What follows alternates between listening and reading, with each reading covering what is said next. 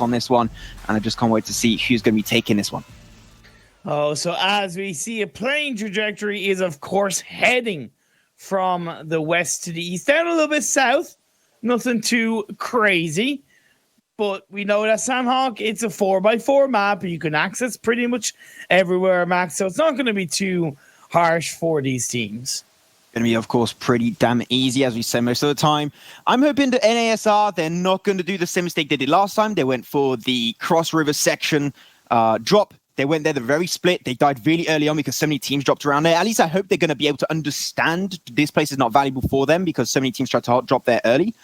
And this time they're going to be ending continuing towards the area of like Pelinan a little bit. They are pretty split, which I'm not too happy with. But at least it's a 2-2 split, which is definitely way more cleaner than what we saw on yesterday's game. But that very northern shift. This is actually very similar to what we had on the first game. Yeah, really similar. It's definitely not going to be down in the southwest island unless we have a huge circle shift on phase 2. But what I do fear about is that river is going to come into play on the coastline, splitting the northwest island and the mainland. I hope teams that really didn't rotate that effectively on yesterday's SANHOK game will have learned from their mistakes in this very similar circle of SANHOK. Talking about mistakes, I'm going to talk about one yesterday that did happen pretty heavily. That was Yala Esport rotating way too late to my taste away from Paradise Resort. Rotating late from Paradise Resort is something you want to try and avoid at all costs. Why?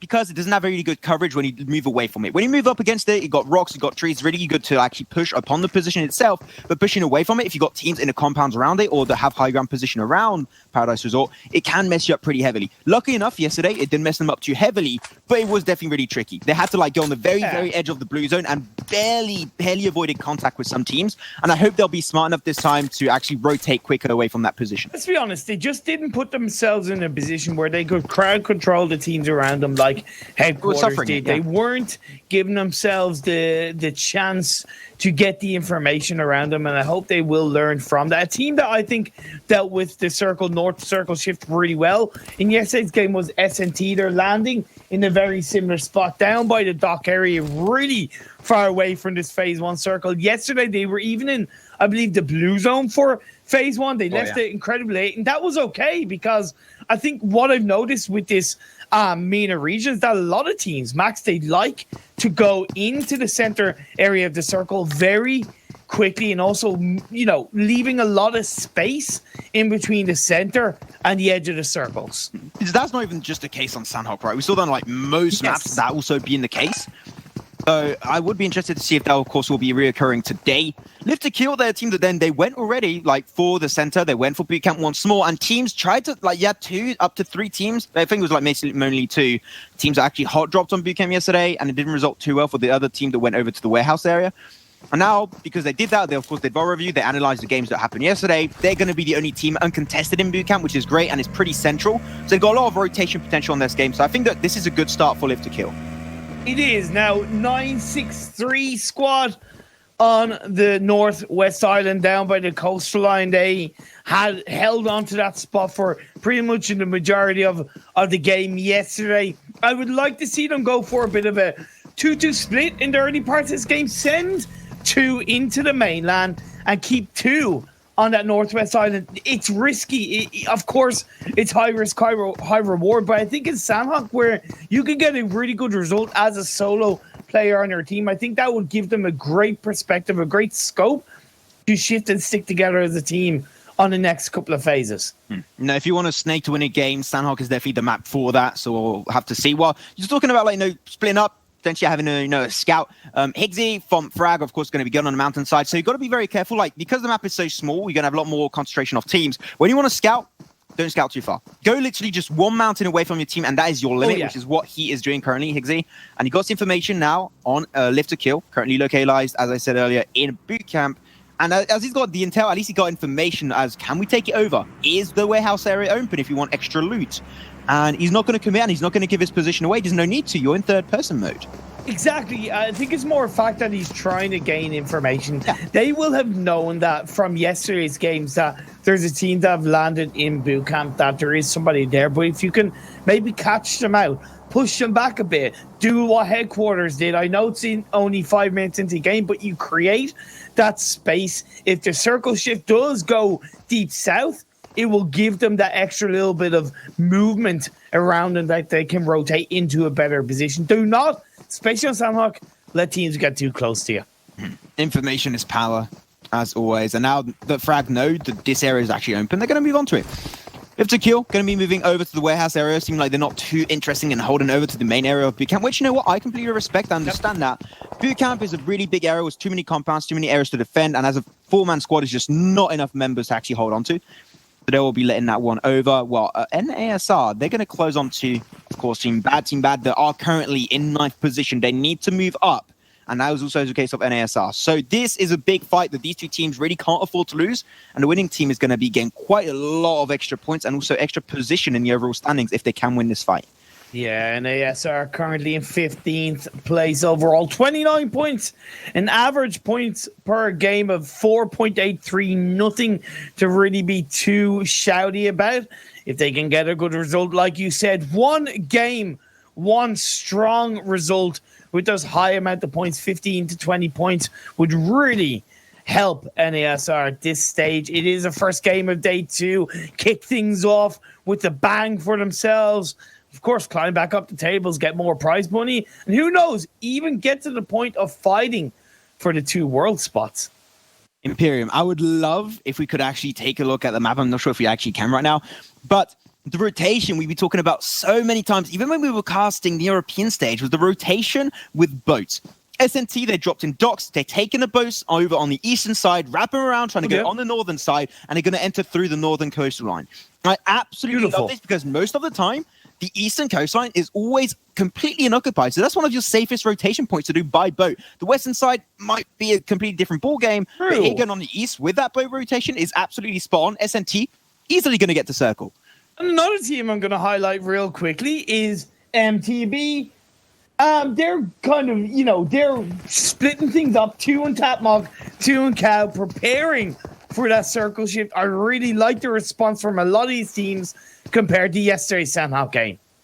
Definitely, I think there's also, information is power, as you said, like, no need the information you can gather in-game, but the information you gather out of game, doing VOD review, analyzing the enemy teams. You know where they like to drop, you know where they like to hold on compounds, you know their rotations. That means you can also modify your own rotation accordingly to these respective playstyles and find an optimized route to your position. For example, now you have already SWAT 69, they already got their compound of yesterday. I mean, if it ain't broke, don't fix it, right? They got a chicken dinner over there. They're going to take it over once more.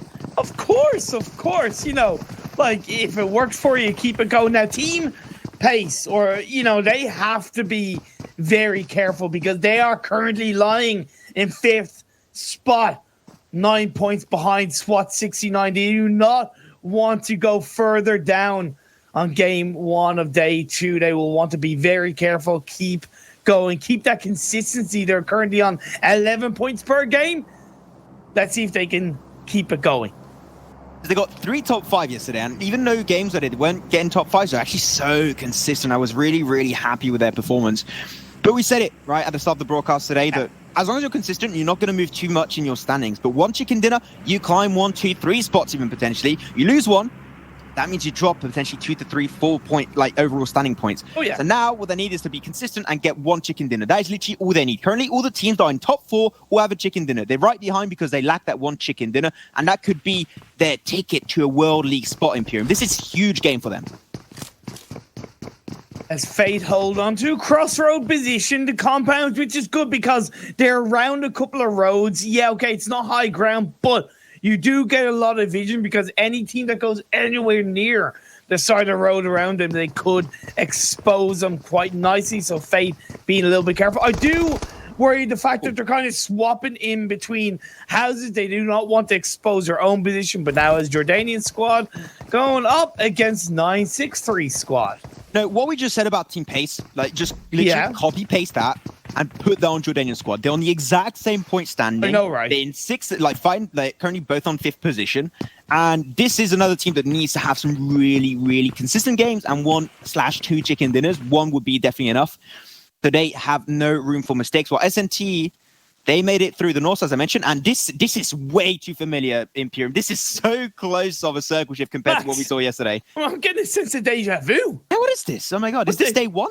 Is this day 1 or is it day 2? No, indeed it's day 2. Deja vu has come through, but now as the teams will look to prepare themselves, will headquarters shift to their position that they were in yesterday to push teams back and react effectively and not allow teams to get closer to them. I do like the fact that Jordanian squad have not engaged further towards 963, recognizing that they need to keep the consistency going in day 2.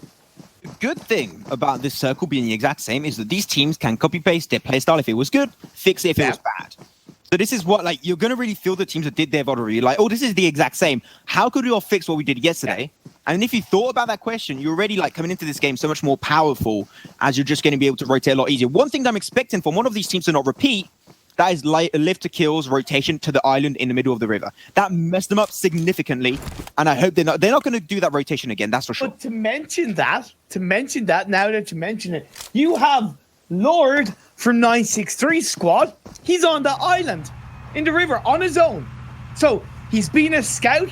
He's split away. He's giving that extra amount of vision. He's already been able to knock down a member of Frag at this point. So honestly, that's nice reaction for 963 squad coming into this game. Yeah, they're trying to hold it on to a little bit.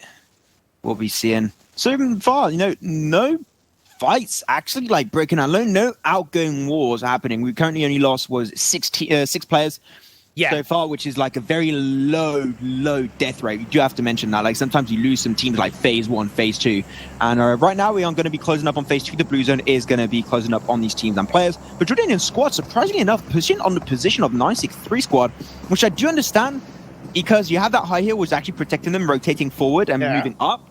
But now 963, they got the information. How will they play around this fight? All the while in the feed, we have SWAT 69 punishing the side of Team Pace. They lost a member early on, or just now, should I say, so that will hurt their favors coming into the rest of this engagement. They're like, oh, this is the chicken dinner compound of yesterday. You're going to try and take it over from the kings of their area for now. But unfortunately, it will not be resulting in too much success. They're using some utility to try and retreat, which I do understand. But unfortunately, in that area, there are not many compounds. There are a few compounds up there at the northern coastal line. But other than that, you don't really have too much of an area to flee to. So I would say just leave the area. That's the smartest play to do because it's such a flat area that it would be pretty hard for them to defend. But even there's 6-9. They were not the greatest position in that compound specifically to defend a breach. No, that's true. But by pushing the likes of Team Pace already, it will, of course, help avoid more teams coming in. But flank does get knocked down from 963 squad. Jordanian squad, a little bit similar to Team Pace for losing a player. They're down to 3. Can they get their revenge? I mean, they're down to only Lord, and he's on the island. Like, he's nowhere close to go and help out. So there you go. That's going to be 3 members of 963 squad out for the count. And Jordanian squad up to now 3 points. This is the points that are going to be really important. As we said, they're on equal standing so far with Team Pace. And those 3 points already put them ahead of them. So they're the official 5th position currently, if you like take it as an actual live standings point. Of course, and that will help themselves. It also means that they can be a little bit more passive, right? They don't need to be as aggressive because they've got those 3 kills in their back pocket. They don't need to fight so heavily. And look, Max, phase 3... Oh my God. Showed up. There you go. Once again, it's up north. Once again, it's towards the black hole in the center of the circle. I mean, he's going to deny water away eventually to around phase 4. But that means that it's going to go down south. But that's actually such a high chance of having the exact same circle than yesterday. This is actually like the first time I think I ever had a chance of like casting a circle just so close to being the exact same. It happened once when we were casting EU, when it was like towards Ferry Pier. Yeah. Like, this is absolutely like, I've never seen this. And guess what? Headquarters, they're going to the exact same spot as they were yesterday. Yala have actually disengaged away from Paradise a lot earlier, and they've been able to actually punish Headquarters. So that's pretty good for them. But now as S&T get closer to MTB, S&T got that boat rotation up in the north. Now they could look to punish MTB military. MTB a little bit split. That one member is really far back over to that like warehouse, so he's not going to have really have an impact. Some utilities getting chucked up. If you can get that initial knockdown or just damage, that'll be good. Zoof is going to be knocked down a little bit lower on his HP. And also, Sandstorm, our Rabbit Caster, told us that Sevens are said was a H, which I did not know. The more you know. Oh, Nudie. Something is an A or another number? Two is A. 2 is an A. 2 is A, 7 is a H. Yeah. So the more you know, every day is a school day. We're going to be learning. There it is. Nudie going to be moving in right behind that wood. They haven't given his position away. They heard the footstep. They have the intel. But how will MTB retaliate and fight back against it? They got to send that member in the back, though. MTB, they got to get all their forces here. They got to try and get a 2-2 split. That would be the best way to push it. Or they can try and retreat. This is still an option for them. They're still letting so good. I don't like the fact that Octavian is prone down outside that warehouse. He's not providing any level of vision, any information for his team, who the other 3 players are inside that warehouse. In my opinion, S&T, who looked good initially on this engagement, it's gone against them because they're pinched right now because MTB have reacted really effectively by repositioning. And they're scared they're behind. I mean, if they get some intel about this, they could potentially try and get a few shutdowns on SNT in their back. Molly's getting chucked up. I don't know why Nudie's using all that utility despite being like alone, and it seems kind of far away to actually like commit and just run into it. So I would say just hold on to the utility until you're almost sure it's going to be connecting. But I don't like how SNT are positioning. You can see that Octavian and Dami, you say you don't like their position. I understand it because they hear gunshots in the back. They want to be very careful about not giving their position away, potentially stealing a few frags away in that fight. But this is going between Fate, and I'm not even sure who the other team is. If Fate is it's Fate and Clan SK. Yeah, no, now the fact that they're in a 2-2, that's much better now. Once it gets knocked down, Fate are down to just insane. And can he live by his namesake and pull out an insane play in this 1v2? Sound and Bobar still inside the compound, waiting out, not disengaging too heavily because they do want to be careful. They do not want to get stabbed in the back by Insane. Fate Esports and Clan SK, 2 teams are still have a chance on making it through. So dying at this stage would definitely be a really, really bad performance for them. It will definitely hurt them on the long run. But Insane, he knows. He just knows that this fight is not going their way. He can't take it, can't go for the reses. He was away, too far away from the 3 other members of his team. Gonna get into the bike, try and rotate, and now make his way through as a stake. You said it earlier, one-man armies can still make a really good impact on a map such as SANHOK, is still going to be good, but the compound Imperium is still in play. I do think this is a little bit more north at this stage of the game compared to yesterday. It did go in that direction, but that's going to force, once again, the teams on the southeast of this map or this circle area are going to be clashing so aggressively. We've only lost 1 team max. We still have 49 players up. This is going to get crazy in the next 2 minutes or so. That was a really risky rotation from Dami of SNT, but I actually really enjoy it. It's actually really nice flank. That spray control, oh my god, Nudie, that was great. But getting a little bit of take damage down on Yala Esport. Yala Esport got a way better position, at least in this circle, because they did rotate earlier. But now, Phase 4 moved away from them. They're going to have to shift away from that. They can hold the aggressive play down on MTB. But SNT, how are they going to play this? I mean, Hazuf is going to have to leave the area. Alpha Legends moved on through. They want to take this area, which I'm really surprised about, completely honest with you, Imperium, because this is not in circle. This is not valuable. This is not worth taking a fight over, but still, Kaita's going to get 1 frag, and that is definitely worth it. Up to 4 kills so far. Damn. Here's the thing, it is worth it because you've got to eliminate as much of the enemy going into the circle at this stage of the game, because it's going to be increasingly difficult to get to the edge of the circle if you go for just that play. Becho rotates around, but he gets knocked down with a grenade from Faker. Faker, the Faker of PUBG Mobile. There you go. They're going to move on forward. MTB trying to move up, unfortunately. This headquarters, unfortunately for them, this SNT. I don't think the MTB military B can make it out alive. Imperium, Mooney's going to be down too. And they're down to only 1, and there you have it. They're going to get absolutely shredded And that is because they should have done the exact same rotation as SNT. They should have done it earlier. But SNT, they were proactive, they were reactive, and that is why MTB are taken out in 15th position. Yeah, we did see Yala joining in on the fun, the third party coming through to punish MTB. We have lost another team, so we're down to 14. Clan SK, I believe it was indeed, I'm not too sure. But as they fight to try and make their way into the circle, they're going to get punished by the likes of Headquarters down the southeast of this circle. Team Frag, they're getting gatekept by Headquarters. Headquarters, this is the exact way they actually secured all their kills almost on yesterday's SANHOK game. But now they got a reverse knockdown. 2 members knocked on Headquarters. That allows Alpha Legends to move on forward and make themselves a nice position. Same for Yala Esports. Team Frag, they're going to have to do a similar move eventually. But now they make it up to the mountainside. This is going to be an ongoing war, Imperium. Alpha Legends is still 4 members up, and Yala Esports joining the mix. Who is going to make it out alive on this Eastern Circle entry point? We'll have to see. The Headquarters get absolutely obliterated, while Jammaz is going to be alone. We knew and we saw yesterday what he can do as a one-man army. But unfortunately, on the low ground, with so many teams around him that has a direct line of sight on him, this is not looking good. Exactly, because teams have been a lot more reactionary to these circle shifts compared to yesterday. It has punished Headquarters a little bit more. And now as you get down to these 13 teams, 29 players, 1 member Yala gets knocked down by Jammaz. He's doing everything he can. If he can secure a couple of extra kill points as the last player of Headquarters, that'd be good game for him at this stage. Alpha Legends, they are waking the hell up. They got 7 kills so far, making it minimum top 12. They got to try and aim on 4, and still they got a full squad, which you got to say on SANHOK, that is a huge advantage that you can try and abuse to your amount of success. SNT down to only 1, I do believe that's OPED, and that will be the case. Yeah, he's only down to 1 member. Holding the compound, but we did shift up north. We don't have the compound of Squad 69 remaining anymore, but Yala E4 gets scouted out by Jammaz, and he's alone. He's going to take that boost and tick damage. Can he get the last spray down? Can he shut down Zana? And can he get that extra kill point? That'll make it 6 for them.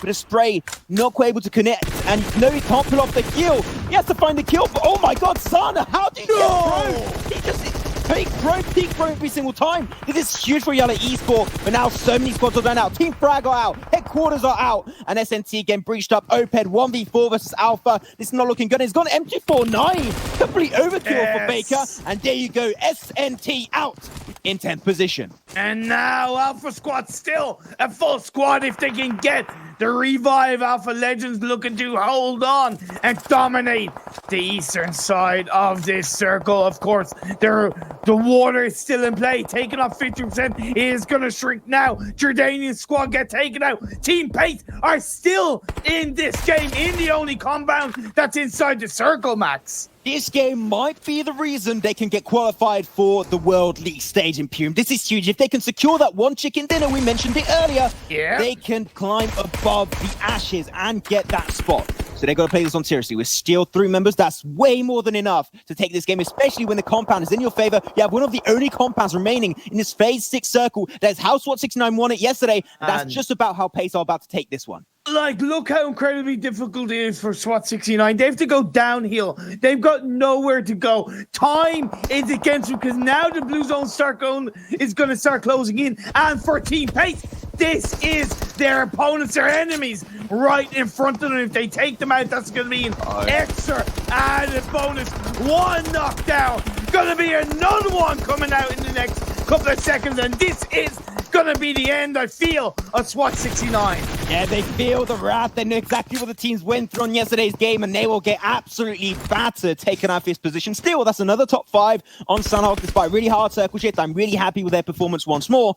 Now, Killer will have to get res back up. Alpha Legends, a really big threat to this game on Team Pace. They got the knockdown. That means 1 is rezzing, 1 is knocked on the ground. That allows Alpha Legends to move on forward slowly and slowly to an actually close enough range to actually pull off those utility nades. The good thing for Team Pace is they don't have to worry about what's going on behind them. As Sam from Clan SK goes against Hello Baby against Doctor.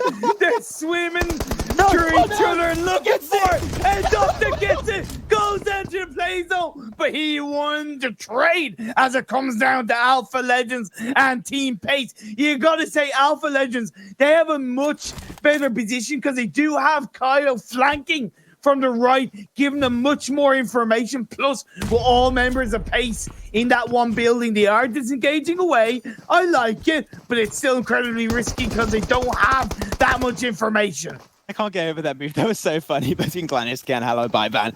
But now they got the man advantage, right, Alpha? And they even got a member that's actually flanked on the side over to the northern coastline to try and get maybe the first initial knockdown. That could be huge, but you can make up with man advantage by having a compound, which Team Pace have, and they let the fight come over to them. But the circle's in favor of Alpha Gaming, Alpha Legends, so now that means that Faker's got to try and go for the initial knockdown. That's going to be looking good. That's going to be shut down. Knocked away. Down to only 3 for Alpha. Will they go for the res? I don't think so, but it is a 3v2, so maybe this is your initial knockdown. This is why you want to go for the initial engagement upon this team to end the fight.